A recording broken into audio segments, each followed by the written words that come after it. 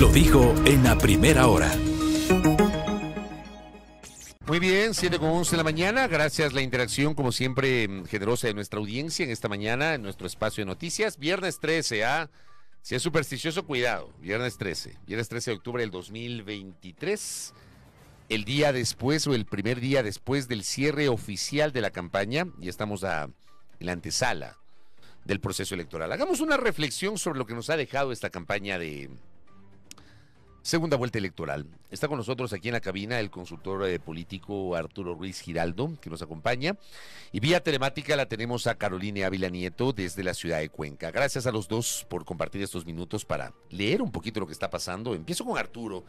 Arturo Ruiz, ¿qué le dejó a nuestro invitado? ¿Qué sensaciones le dejó el desarrollo de la campaña de segunda vuelta? Arturo, bienvenido. Bien, muchísimas gracias. Gracias por la invitación. Un saludo para ti, para Caroline también. Un tema, coincido con lo que tú venías diciendo en el espacio inicial. Un tema, sin adherirme completamente a lo que decía Antonio Ricaurte, pero sí una campaña aburrida, una campaña antigua, muy antigua, en la que primaron en muchos casos las caravanas que además lo que normalmente generan es tráfico y mal genio en el conductor o en las personas que están en las calles.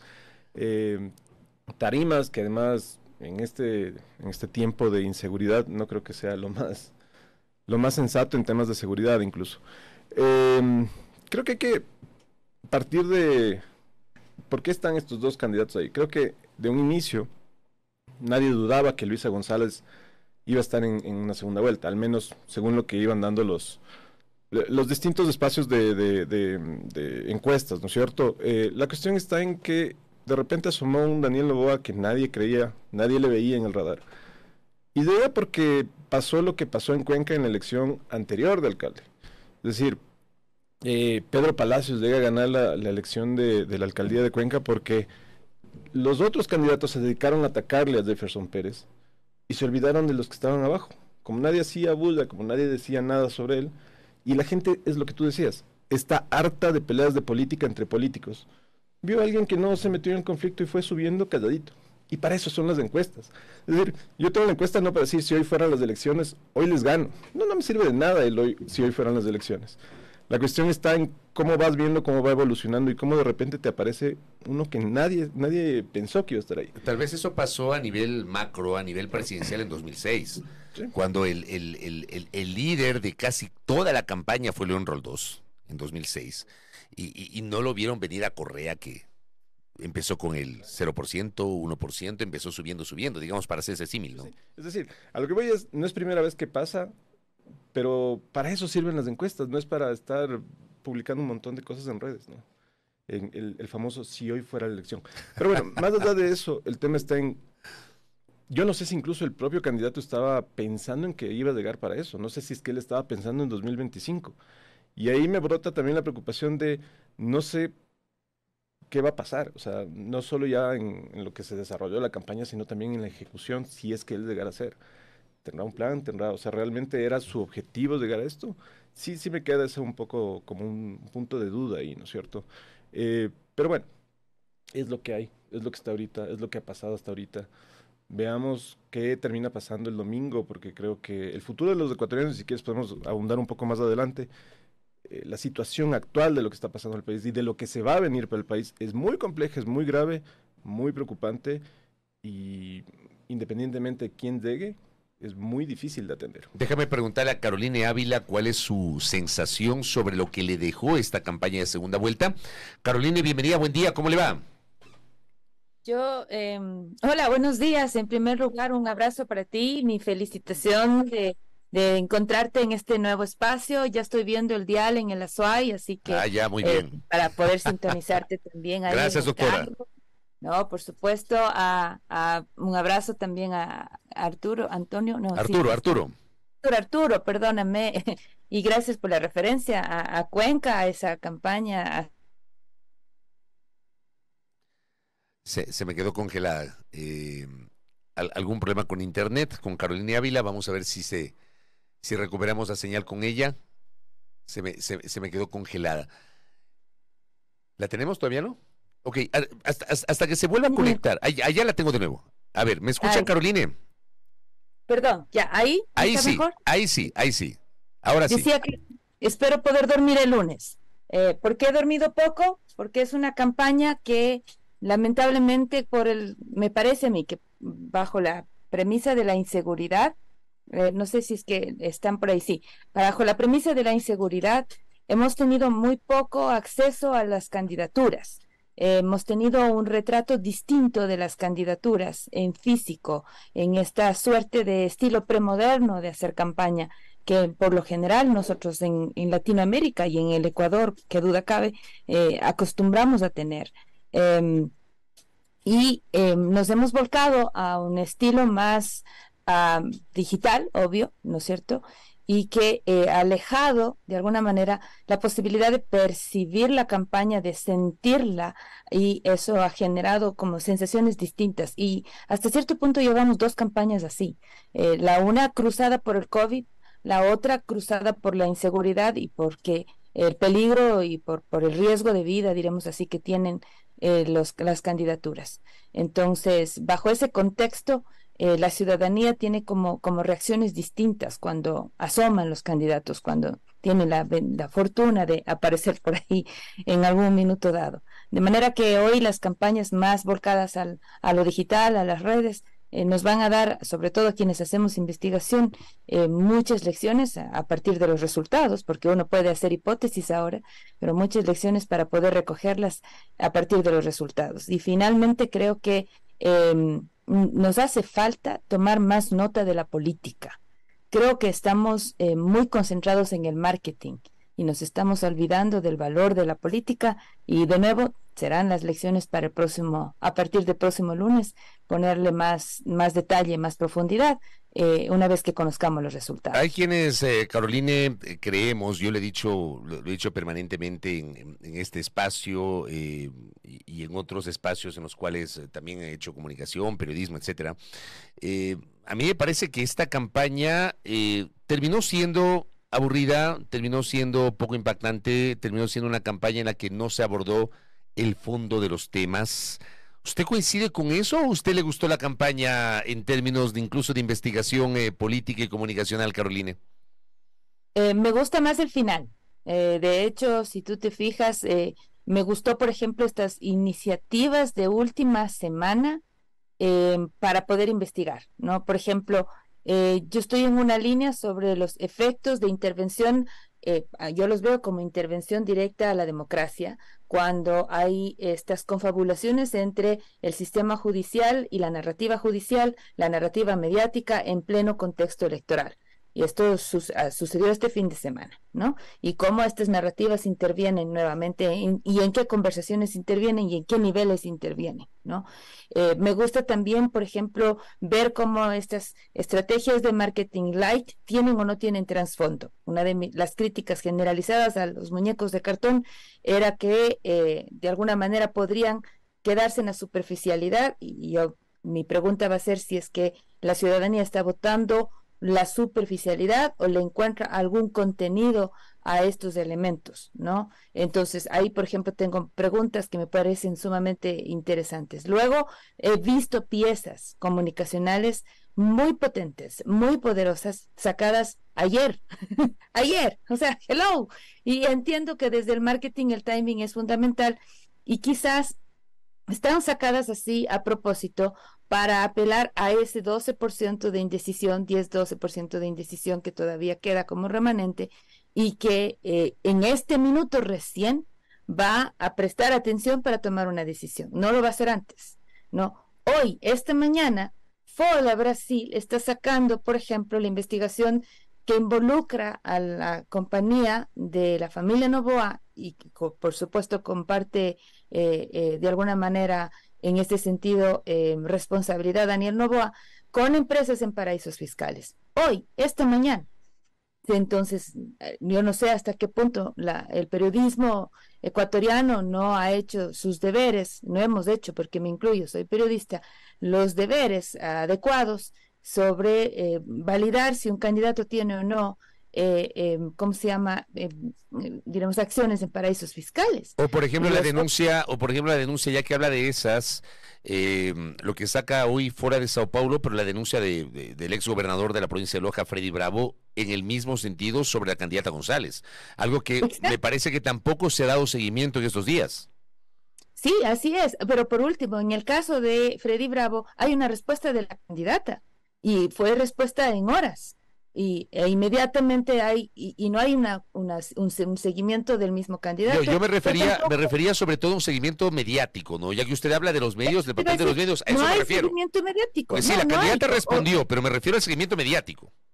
O me imagino que los medios, o sea, conociendo el escrutinio que siempre tiene el correísmo, yo me imagino que los medios deben haber hecho las búsquedas y no encontraron, porque o sea, Fabricio, no nos engañemos, donde encontraron esto era noticia, porque todavía había tiempo, diremos así, ¿no? Lo que me sorprende profundamente es que no se haya hecho la búsqueda como corresponde a todas las candidaturas, pero más todavía en segunda vuelta. Yo puedo entender en primera vuelta, mira, por último, además no hay ni mucho tiempo, pero en segunda vuelta ya se debió haber hecho un escrutinio más profundo. Y esto recién hoy día se está enterando, ni siquiera puedo decir ostentosamente se entera el Ecuador, se está enterando el grupo de periodistas que estamos a las 7 de la mañana conectados frente al televisor y al computador. Y habrá que ver, porque sin esa información seguro la gente va a tomar una decisión el próximo domingo. Me gustaría un criterio... Entonces, recién ahora. Correcto. Sobre esto que acaba de decir Carolina, me gustaría un criterio de Arturo. Sobre este elemento que acaba de señalar Carolina. Arturo. Y a eso yo le agregaría una cuestión adicional. Hay que tomar en cuenta que inmediatamente después de la posesión arranca el nuevo año electoral. Entonces, todos estos temas que se están sembrando ahorita van a ser, o deberían, o serían temas de conversación que van a ser puntos de partida para lo que también se va a desarrollar en el siguiente año. Aquí creo que es bien importante también ya partir a lo que va a pasar en el legislativo, porque seguramente, y dependiendo de los resultados, hay que entender qué va a pasar en el legislativo, cómo van a estar conformadas esas fuerzas y cuál va a ser la agenda legislativa, sí, que es importante, pero en medio de un año electoral, cuál va a ser la agenda de fiscalización. Cuáles son los objetivos de cada uno de los bloques y cómo se van a armar estas distintas estructuras para poder plantear los distintos espacios de fiscalización. Yo creo que, como también decías en la mañana en tu comentario, esto no va a terminar acá. Hasta el domingo vamos a seguir viendo temas, sobre todo en redes. Lo que decían ayer en Irreverentes me parece una cuestión de locos. $20,000 al día me parece. Más o menos, claro. Ese era el cálculo que hicimos a propósito de esta entrevista con la investigadora en temas digitales, Alondra Enríquez, que decía que Daniel Noboa en 10 días tenía un promedio de gasto en Instagram y en Facebook de $20,000 al día. Una cantidad monstruosa, ¿no? Es una locura. Entonces, sí. Date cuenta cómo se van a manejar, y ahí creo que es importante entender también lo que decía Carolina, cómo se van a manejar, cómo se manejan los distintos espacios de comunicación política y entender este nuevo concepto de lo digital. En principio, si bien es una cantidad monstruosa, pero en principio también hay que entender que eventualmente es hasta más barato que hacer un meeting grandote, ¿no? Con distintos artistas, yo qué sé. Es importante analizar lo que pasó, es importante lo que va a pasar hasta el domingo, pero creo que es bien importante entender hacia dónde va el Ecuador, qué va a pasar después del domingo, y peor en un año, en un contexto de un gobierno de 17 meses, en el que están atados de presupuesto, el presupuesto que les deje Lazo, están atados al presupuesto que va a servir para el siguiente año. Es que el presupuesto tiene que armárselo hasta el fin de este mes. ¿Quién lo va a armar? Lo va a armar el gobierno actual. Claro. Entonces, el nuevo gobierno entra con un presupuesto enviado por Lazo, con un plan de gobierno, con un plan nacional de desarrollo, no lo van a poder cambiar tampoco. Entonces, un poco tienes que ir pensando en eso, en un gobierno de transición de 17 meses, en año electoral, con presupuesto armado y con un plan nacional de desarrollo ya establecido, con múltiples crisis de seguridad, lo que se viene con el fenómeno del Niño, lo que se viene con la crisis energética, que tiene un impacto en seguridad, en macroeconomía, en financiamiento, en etcétera. Todo este escenario conjugado además con una crisis de institucionalidad, en donde todavía, después de tanto tiempo, tenemos el subrogante del encargado, del subrogante del amigo, del ni sé qué, hasta que salga todo ese proceso, hasta que se vayan designando esas autoridades nuevas, ¿qué va a pasar en el país en este tiempo? Realmente hay que entender cómo se va a ejecutar una política, al menos de solucionar lo urgente. Y en el medio de toda esta crisis, que no solo es política, también es de temas naturales, estamos todos. O sea, aquí la persona que gane, si todos no hacemos un trabajo en conjunto, todos, esto no le veo una luz al final. Ayer hubo, y gracias a Yomar que me hace una pregunta que me parece interesante en el contexto. Porque este país, donde hay tantas dificultades, hay cosas que terminan desviando la atención. Y una de esas cosas podría ser el resultado de anoche en el fútbol. Entonces, Yomar pregunta, y le traslado esa pregunta a Caroline, si es probable que el resultado de ayer, la victoria de Ecuador en La Paz, en Bolivia, por eliminatorias, pueda tener algún efecto electoral. ¿Cómo le ve usted, Caroline? Yo creo que siempre el fútbol es un, ¿cómo le llama? Pedro Donoso le decía, es un elector. Decía, si te quita, no, es que me encanta esa expresión. Decía el Pedro, a ver, 1 hora que te quedes sin luz, no, este era también el Carlos Ferrín, 1 hora que te quedes sin luz y todo lo que le terminaras en francés diciendo a Guillermo Lazo, te genera toda una bronca, y la bronca es un gran movilizador, ¿no? Entonces, y si es que tienes bronca contra el actual gobierno, le quieres castigar y le vas a poner obviamente a su principal opositor para que pues por tu culpa, ¿no es cierto? Una cosa así. En el caso del fútbol, yo creo que es relativo sobre a quién le beneficia en términos de votos, si al uno o al otro, porque la alegría no necesariamente me conduce a dar votos al uno o al otro. La alegría, por ejemplo, lo que podría ser en una sociedad como Chile o Venezuela me conduce a votar, ¿no? La alegría me lleva a ir a votar. La alegría tal vez también podría ayudarme a tomar una decisión de votación más pronto. Eso también puede ser. Y no dejar para el último. Eso también puede funcionar. Pero es la rabia el movilizador sobre decisión de por quién. Porque la rabia moviliza con mucha más fuerza el castigo. Entonces, por esa razón, no creyera yo que la victoria, enhorabuena, porque te digo que fue así como sufrida. Yo les veía a mi marido y a mi hijo, que son los que más expresan, evidentemente. No, enhorabuena, digo, para que el ánimo cambie, ¿no? Uno no quiere ir el domingo a las urnas con esta bronca. ¿Coincides, Arturo? Sí. ¿Ah? Yo creo que va por ahí la cosa. Bueno, ayer sobre todo cómo se ganó, ¿no? En el último minuto, con ese gol de un jugador muy discutido además. Como dice Caroline, citando a su esposo y a su hijo, yo también grité ahí, creo que todo el conjunto me escucharon el grito del gol. Creo que por ahí la cosa es que finalmente todo tiene una incidencia en lo que termina pasando en estas decisiones importantes. Pero por ejemplo, el fútbol sí puede tener una incidencia en la política. Sí, en este caso, a ver, sí, la gente, a ver, lo que pasa es que también para eso son las encuestas, ¿no? Hay que entender cuál es el estado de ánimo de la ciudadanía. Eso es clave en una encuesta. Que está por los bajos. Que está por los suelos. Entonces, gobernar o legislar en un ambiente en el que toda la ciudadanía ve con pesimismo el presente, pero además no solo el presente, sino que también a un mediano o largo plazo no ve una salida a la situación, un poco de alegría sí le puede elevar ese optimismo. Creo que un ejemplo de esto pasó en Colombia cuando habían estos... me parece que hubo un referéndum, una elección, no me acuerdo, pero justo estaba en la época del Mundial de Brasil. Entonces ahí sí hubo un impacto, porque sí, cómo no, fue espectacular en ese Mundial. Claro. Entonces sí hubo un impacto. Todo abona, todo es parte de... Es verdad ahora, lo que tú dices de Colombia, es verdad, sí, lo recuerdo. Lo que termina pasando es que, chévere, anoche ganó Ecuador, todos estamos felices. No sé qué va a pasar en el transcurso del día de hoy, porque así somos. O sea, no sé qué escándalo, qué problema va a salir.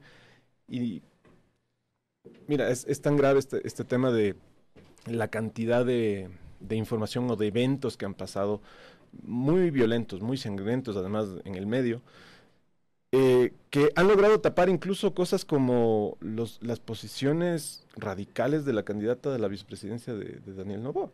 O sea, no han trascendido más allá del Twitter, por ejemplo. Porque todos los días tenemos una cosa que complica la otra. Entonces, a pesar de ser una declaración política compleja, que además contradice lo que dice su candidato presidencial, vemos que no escala, no crece en una medida tal vez sustantiva, porque precisamente hay un evento tras otro. Entonces, eso es lo que tenemos en el Ecuador. ¿Tú crees, por ejemplo, que aspectos exógenos de la campaña, como el caso Villavicencio, y ya mismo converso con Cristian Zurita que se está conectando, el caso Villavicencio o esta declaración del policía Rangel en el caso León de Troya, podría tener incidencia, Arturo Ruiz, en este último tramo previo a que el domingo vayamos a las urnas? Estos dos casos, en uno en otro sentido, para alguna de las candidaturas. En principio sí, lo que pasa es que ahorita también ya no se sabe qué mismo, porque de lado y lado empiezan a salir cosas. O sea, algún día salió el tema del testigo protegido, de este supuesto testigo protegido.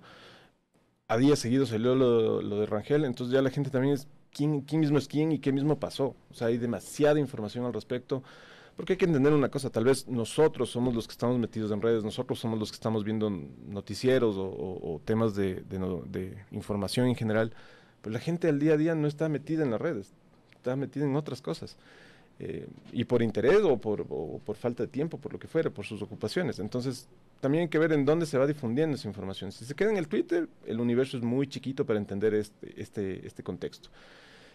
Y ahí tal vez Caroline podría darnos más información de ver cómo están evolucionando estos estudios que se hacen desde la academia. Son claves para entender el impacto que tienen este tipo de situaciones, no solo en una candidatura, porque hay que entender que esta campaña es muy cortita, pero sí el impacto que esto va a tener a mediano plazo también. ¿Y qué opina Caroline sobre estos dos elementos que he citado que aparecen en la última semana de campaña? Son impactos fuertes en la conversación digital, y que duda cabe, en la conversación digital cada vez más generalizada. Yo por eso decía cómo hemos cambiado hasta cierto punto el territorio. No es que no deja de ser importante, por supuesto que lo es, diremos que hasta de alguna manera reemplaza el que nadie puede verle a Daniel Noboa, el muñeco de cartón que ha tenido la acogida que ha tenido y que ha trascendido de las redes al territorio, ¿no es cierto? Hasta cierto punto, porque la gente extraña esta vinculación con la candidatura, en fin, pero la conversación, no hay dudas, está también en las redes. Y cuando pasó la tragedia, terrible asesinato de Villavicencio, la conversación en las redes fue muy fuerte, muy incriminadora, y ese discurso de odio muy viralizado exasperó más todavía los ánimos. Sin las redes, por ejemplo, en un asesinato, digamos, como el de Roldós, ¿no? En donde la conversación no fue directamente vincular a la CIA, pero fue posterior las dudas y fue una conversación política posterior, pero no es que en ese momento ya la gente decía, malditos ustedes los de la CIA, no. Si hubiésemos tenido redes sociales en ese momento, ¿qué crees que hubiese pasado, querido Fabricio? Ya estábamos con toda la petición de Estados Unidos a que salgan del Ecuador sus ciudadanos, seguro, ¿no? Porque así es como exaspera cuando hay este discurso de odio generalizado. Eso es lo que sucedió en agosto y eso fue lo que le bajó votos. Eso se reconoce ya ahora que tenemos incluso más datos sobre las tendencias, y de alguna manera el fin de semana anterior hay algunas que han demostrado al menos una fragilidad en unos 3 puntos ya en esa conversación, 3 puntos que han tenido que ser buscados a fuerza de pulso, precisamente porque ya en este minuto el mismo hecho de darse la vuelta, de que la gente ha sentido que hay una manipulación perversa, la misma declaración de ayer de la embajada, de decir que todavía sigue vigente, y mira cómo, no tenía por qué decirlo, pero lo dice. El programa de recompensas. Exactamente, ante las dudas, por si acaso, aquí no ha habido ninguna aclaración, ninguna sanción, no hay nada dicho, ahí está la platita, sigan buscando nomás, mientras que el domingo ya en las redes sociales eran jueces, hermano, o sea, ya habían asesino, le dijeron ahí a alguien, ¿no? Entonces, eso, por ejemplo, que los ecuatorianos y ecuatorianas no nos olvidemos, todavía son los jueces los que declaran culpables. No los tuiteros, señores. Todavía son los jueces los que son voceros, o los fiscales, o la policía. Ni los periodistas, ni los periodistas. Y con eso voy cerrando con Carolina y con Arturo. A los dos les quiero pedir un criterio. Con Carolina empiezo con usted. Sobre el papel de los medios. ¿Usted cómo analiza, cómo evalúa el papel de los medios en el contexto de esta campaña que se ha terminado y en la antesala de este proceso electoral?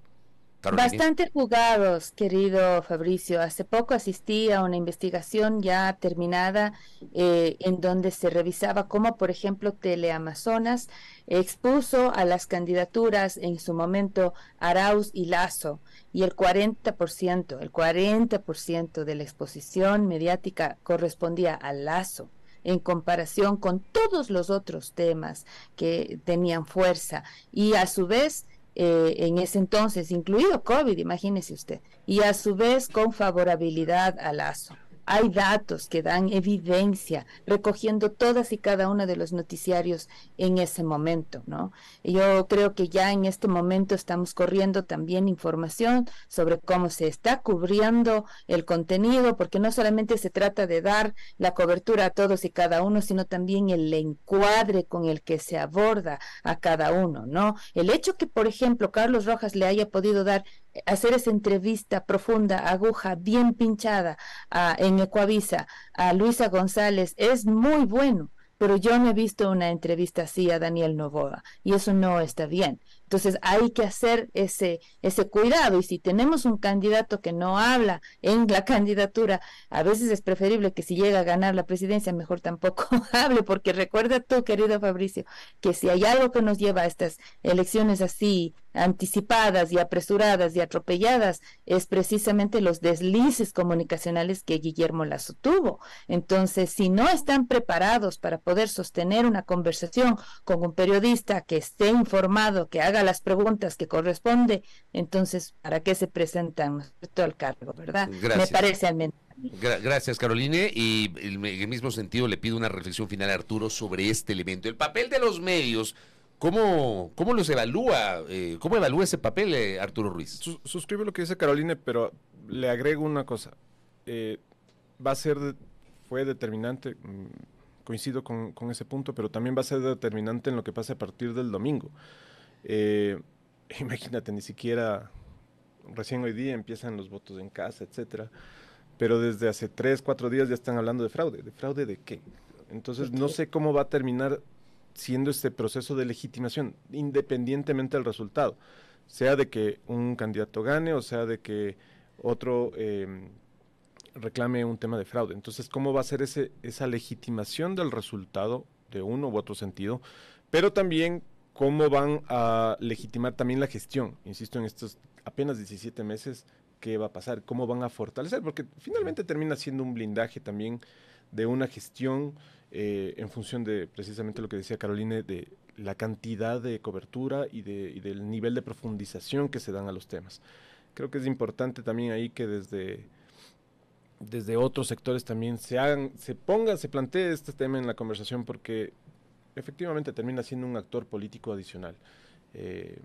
Legítimo sí, pero hay que ver hasta qué punto también llega al nivel de ser un efecto decidor en la ciudadanía. Entonces creo que sí es un tema que debería entrar en el debate. Correcto. Arturo, gracias por el tiempo y por habernos visitado. Gracias a ti. Caroline, gracias por conectarse en la mañana. Sí, un abrazo a la distancia. Pues, espero que cuando vaya a Quito podamos saludarnos personalmente y tomar el cafecito ahí junto con el Arturo. Seguro. Porque esto de estar por Zoom, pues ya es hora de desvirtualizar. Es hora. Gracias a Carolina Ávila Nieto desde Cuenca, aquí en Quito, Arturo Ruiz Giraldo, conversando aquí en A Primera Hora, con esta evaluación de lo que nos ha dejado esta campaña de la segunda vuelta electoral. Voy a la pausa a las 7:40 en la mañana.